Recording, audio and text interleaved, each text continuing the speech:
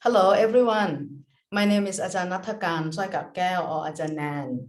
I'm going to introduce you to the new type of material, a composite material. Okay, but before, I hope you remember from the previous lecture about metals that they are good conductors of electron and heat, strong, deformable, non-transparent, and sometimes they occur rust. Okay, so they're susceptible to chemical degradation and high density or heavy. Okay, next, ceramic and glass. So this, in the opposite to metal, they are insulator of electron and heat, hard, brittle, not deformable. Okay, some of them transparent, good corrosion resistant, this material, and also good heat resistant. And the last type of material, polymers.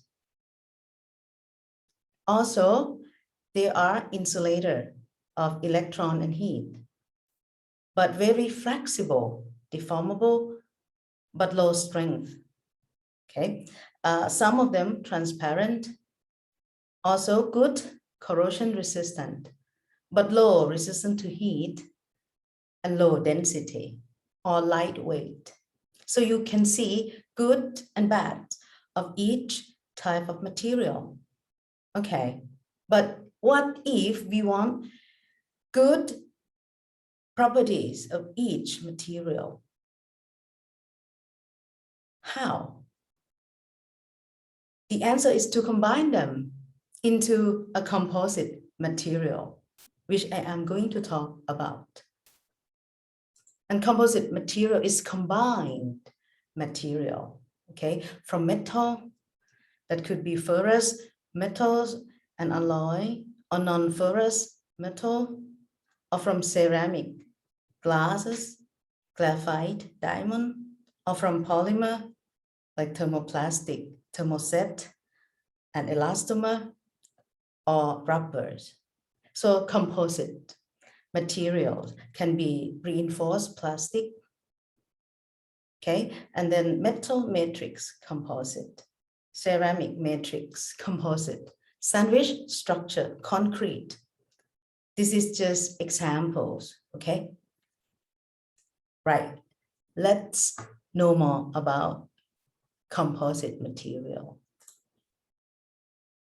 Actually, composite material defined as the material that combine of two or more materials together that results in better properties than those of the individual component used alone in particular application.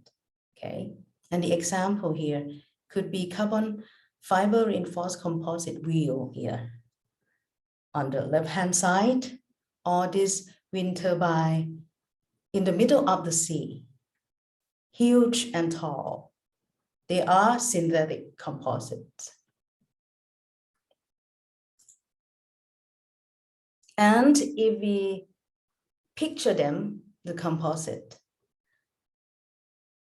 if we zoom in, we can see a close-up of what composite might look like. It could be like these blue fibers. They stay in or dispersed in a matrix, the yellow matrix, continuous matrix. But these two phases, fiber and matrix, they are different. Okay, they are separated by a distinct interface. So we can see, okay, which phase is fiber, which phase is matrix. But they stay together, combined. And the main advantages of composite material said that they are normally high strength, okay, high stiffness, but low density. So all good, right? And the example, excellent example of composite material. It is from nature, actually. Perfect example, like our bone. The bone that support our whole body. Strong, but light also. If we look at the whole bone on the right-hand side, and we zoom in to the secondary osteons in 100 micron or micrometer level, we can see it's already looking like composite, right? Okay, with this Hauerschend lamellae, this, if we zoom in, we will see that they are fiber arrays around 5 micrometer supported inside. And this fiber array, if we zoom in again, we can see that this fiber came from mineralized collagen fibrils. The scale is around 1 micrometer. And then if we zoom in further, we can see that this mineralized collagen fibril, actually they are made up of collagen molecules in 300 nanometer scale. And this reinforced mean making them stronger by hydroxyapatite nanocrystal that are around 10 nanometers. Yes, this is the whole structure, level by level, of our bone. This natural composite material are fascinating. They are actually natural nano composite, or the composite down, level down to nanoscale. That's why this bone can support our whole body, but still light. Can do a very good job, right? The second example is this nacre, or mother of pearl. Actually, yeah, it is a seashell. And maybe some of us experience it already. It's very tough, strong, and light. Okay, when we throw it away, like we are maybe, okay, going to the sea, the beach, and we see this seashell, and then we try to break it. It's not possible. They are so tough and strong, okay, and not heavy at all. Then if we zoom down into this structure, again, we can see that they are, again, composite material, okay? But now the composite structure change into these bricks and bricks lay up together. Again, in nanometer level. This, we can see these nano plates stacked together, layer by layer. And this is why making this seashell so tough to break, very difficult to break, because of this nano brick by brick composite structure. Okay. And of course, we are human, we try to copy the best of nature also. On the right-hand side, it's natural nacre composite, right? On the left-hand side is our synthetic human-made hybrid aluminum oxide and aluminum silicate composite. You can see the difference left on right. For human-made, man-made, on the left, we can do the job. Yeah, we can do good job, but not as good as nature does. Okay, but we can copy or mimic in some good level of composite, of natural composite, and get better and better, okay, properties of composite material. Okay, from nature, let's see our synthetic man-made composite material, how it's normally look like. They normally look like this, left and right, fiber or short fiber and long fiber, okay? Or we can call it filler. They disperse in matrix or continuous phase. And this continuous phase, they have greater quantity, okay? And then this fiber of filler, we put it in there to make this whole composite stronger and stiffer, right? But we can identify, right, the separate phase between fiber and matrix. So they have a distinct interface that we can see of two materials or more combined together in a composite material. And the fibers of filler may be short or long fiber. When short, we call it discontinuous fiber. When it's long, we call it continuous fiber. The main type of synthetic fiber that used in a composite material, there are three main types. First one, glass fiber.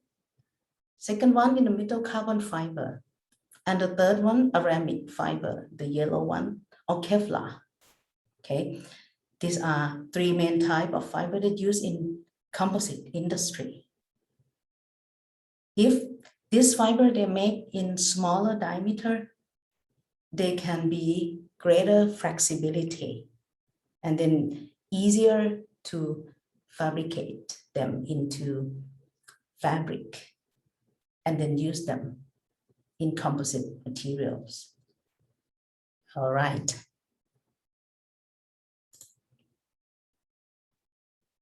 Okay, and the last 2 decades, let's say, because of the environment awareness, or, okay, we see the impact that we do to our environment, right?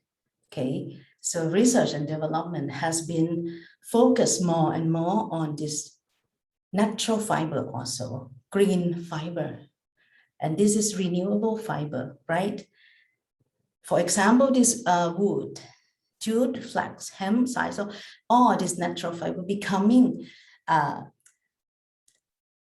focused to use more and more in new application to replace the other conventional fiber, okay? Because it's better to the environment. And you can see the example of natural fiber composite that already in the market and used in automotive or car application. Like in this slide, the photo I show here, it's already used in cars, natural fiber composite. How to make this composite material? Are we talking about composite manufacturing? How to, like this wind turbine, very tall in the middle of the sea. So it's huge, right? So this huge turbine blade, you can see. So we have to have a huge mold also to shape them and huge room or space, okay, to make them just like this in the photos. Or you can watch YouTube channel to help learning more about this wind turbine blade manufacturing. Okay, but let me tell you more about manufacturing of composite from the simplest technique.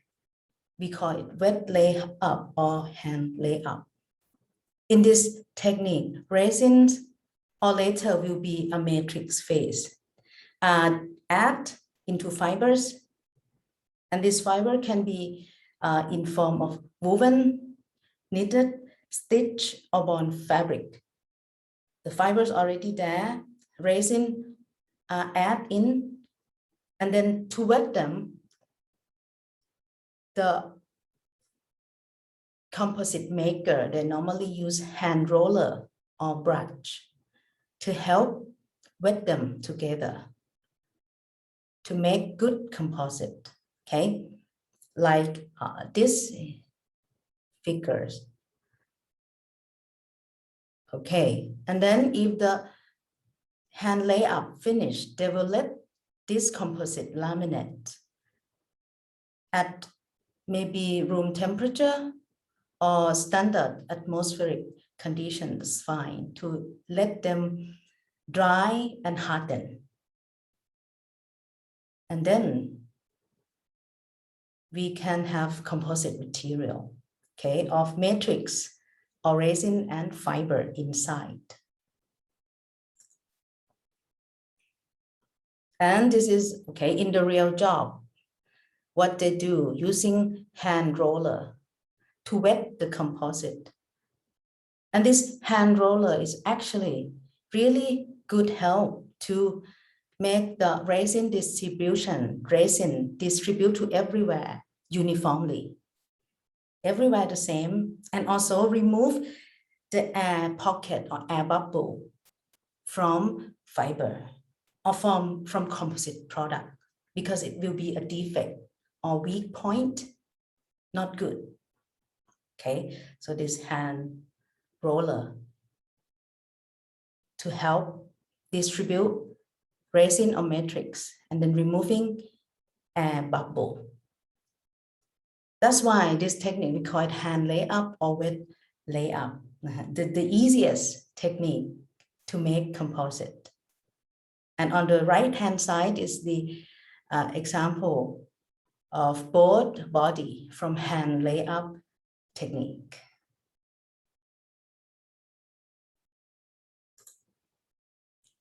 Okay, another technique that I'm going to introduce to this class to make composite is autoclave processing.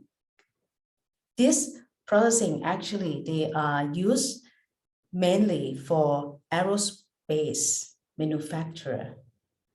And autoclave, the meaning pressure vessel.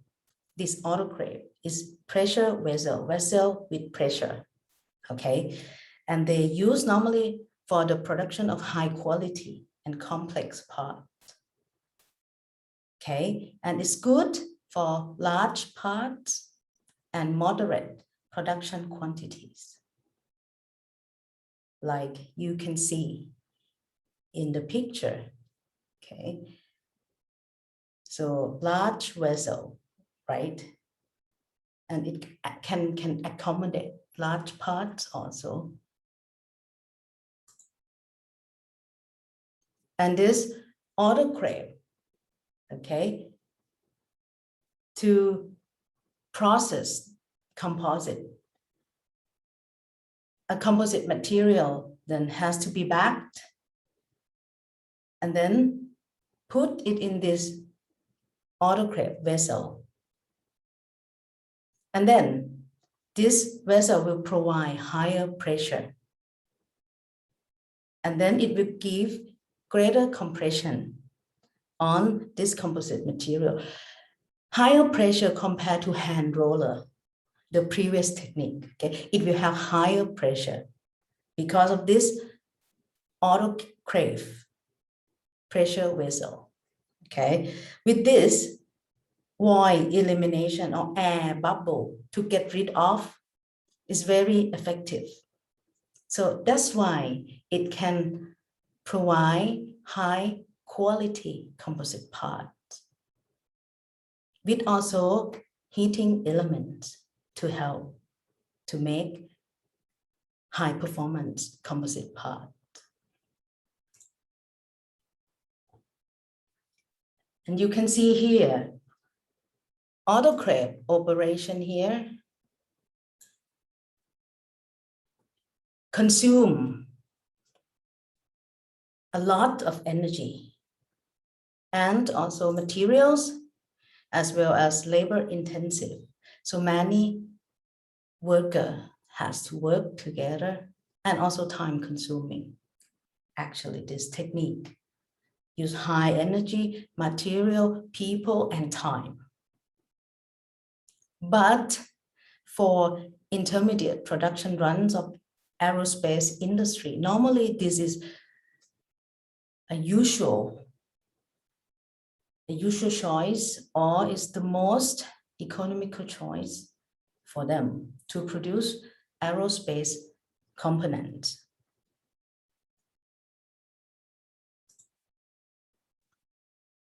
Okay, and here, of course, typical application for this autoclave processing of composite materials would be aircraft, structural components, wings, tails sections, and also Formula One racing car.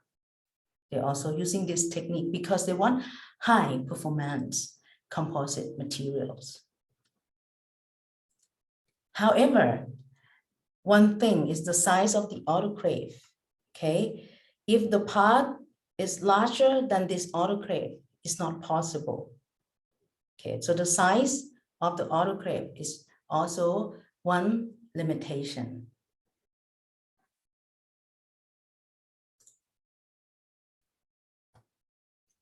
And this is more application of composite I'm going to introduce to you. Okay, because of this composite material has very good properties and performance. That's why this fiber reinforced composite material, normally they are fiber reinforced composite, yeah? Maybe short or long fiber, you remember? It has gained popularity more and more. It's not cheap, they high cost or expensive, okay, because of the production, you can see. But still, because of the high performance of composite product, they're in need of more application, and they can find new application because of the lightweight, yet strong enough to take harsh loading condition. It's light but strong. That's why more and more application find composite material to be good choice to use as a part of products or as new material for that product or applications, especially aerospace, transportation, construction, marine goods, sporting goods, and more recently infrastructure, replacing to use more and more composite materials in construction and transportation being the largest section of composite material being used. And many drivers to that. One of the most important is about lightweight material that are being required in transportation industry because of fuel efficiency, because of wind energy, demand more and more of cleaner or better energy, renewable energy, right? And of course, in transportation like aerospace industry. And this will be, okay, the situation before COVID-19 pandemic we're talking about. But right now, airline industry is quite struggle, but hope to recover soon enough for this situation. I hope that, as same as everyone, I guess. Okay, from composite materials, combined of materials for better performance, right? So not only composite for this material world lecture or class. We have metal, ceramic, and glass, and polymers, and then this composite materials. Yes, we use a lot of materials, and we use this whole range of material every day and surround us. So now let's talk about material dependence of us. How we are depending on materials. Let's ask ourselves.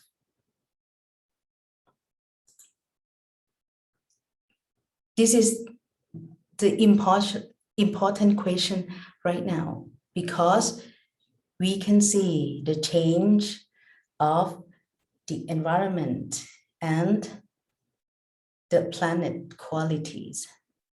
We heard about climate change, we heard about global warming, we heard about disaster. Many disasters happen, right? And this, I think, is a signal telling us something is wrong with the earth. And we are approaching some of Earth's resource limits already. That's why this is reaction of the action that we put on the Earth resources and limits. Okay. So let's see this graph together on the right-hand side. Okay. And we can understand more of our reliance on materials. Okay. From the graph, we can see that from long time ago, okay, we're talking about the prehistory, like 100,000 BC, long time ago. People at that time, they use only renewable material, okay? They know only wood, they know stone, they know flint, mud, okay? Natural fiber, leather, animal skin, like that. And they use only this renewable materials, okay? Things start to change 500 years ago, around 1500 AD. Okay, we start to use more of non-renewable material. You can see the change, the slope, the trend of the graph. And bad news actually came 500 years ago. Oh, sorry, 200 years ago in 1800 AD. Okay, we can see that our depending on non-renewable material is increased. That slope increased sharply. So we dig up iron ore, we making steel of it, we concrete, we create building, we use aluminum, we use metals, other metals, alloy, we dig up oil, petroleum to use to make polymers, many polymers type, okay? And then right now we use a lot of silicon-based device, like our mobile, like that. And let's see the graph from 1960 AD. I think we already 100% depending on non-renewable materials or non-renewable resource that we have. Then we use it up, we extracted this non-renewable resource, and then we use to make materials, and then assembly this material into product, and then we use it and then disposal to waste. And this is very dangerous because we change from our reliance on renewable material to non-renewable material over time. And right now, we 100% rely on non-renewable materials. Of course, it is a big problem because this non-renewable material come from non-renewable resource. And this resource, we know they cannot be replaced once they are used up because we digging it up and use it more and more. These resources, they are a limited supply to us, to this earth. Okay, so it's limit. So what we do if it's used up? And now, our environment, the change in environment telling us already that it's clear that we or our activities exceeds the earth resource threshold. It's too much for the earth already. That's why we're experiencing more disaster of the change, the global change, climate change, greenhouse gas, pollution in air, in water, in soil, in everything that we are living in right now. And from the statistical data in some location, it said that actually us, we consume material a lot. Materials consumption per person per year is more than 10 tons. Because we buy car, we build house, we travel, we shopping.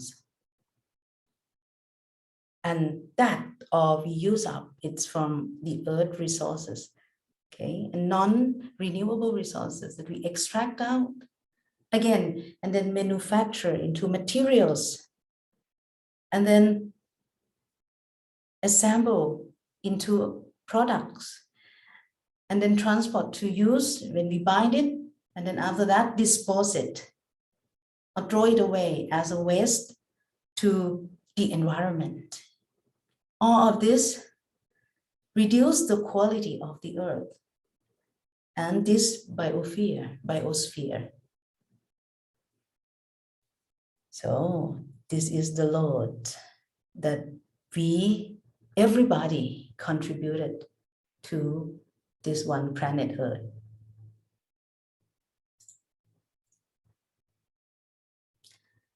And if we continue our way without conscious, we don't think about it, we continue doing the same more and more. Yes, we overused the earth. We're diminishing the quality of the world and well-being of ourselves. And the greater important is well-being of the future generation. Because if this earth out of resources, this earth is not sustainable any longer. So this place will be non-survivable planet. No one can live on until that point. And the question is, do we have a spare planet to live or not? Do we have a spare planet for everyone that can move there? Or now it's just a goal for billionaire? What do we do? Unlike animals, other creatures, they have ability to make, yes, like this termite, they build tower, birds build nets. But our ability of humankind is beyond. We have extraordinary abilities through science, technology, research, and development. We can create more, much more. We have ability to make advanced material, to make better and better products to serve us, to make our life easier, right? We can copy nature. But this, our ability, our advanced technology, yes, right now, it's becoming a heavy problem to the earth. Is sad and sickened because of large-scale deforestation for development, industrial waste dumped, water pollution, large rock and soil excavation for digging, mining, carbon dioxide emission by development and transportation, air pollution. Okay. Because of this, we should be conscious now, okay, and more that, okay, this environmental load of our activity, our product and material that we use, we have impact little by little on this earth and the biosphere that we live in. How can we help to make the earth smile again, a little by little? Okay, what can we do? We can consume less, we can save energy. Okay, we can use greener energy. We can use alternative energy. We can reuse and recycle things, of course. Okay, this is what we can do. And the next question is, what more can we do? Because the more we do, the more we can do to contribute to save this one planet Earth that we have and we're living in right now, and for the future generations also. So this is the end of Material World lecture. So next time, again, you're using materials, think about this, think about environment, and you have better choice of using material and think more about sustainable materials. Okay. All right, everyone, that's all for this Material World class. Okay. Bye-bye now.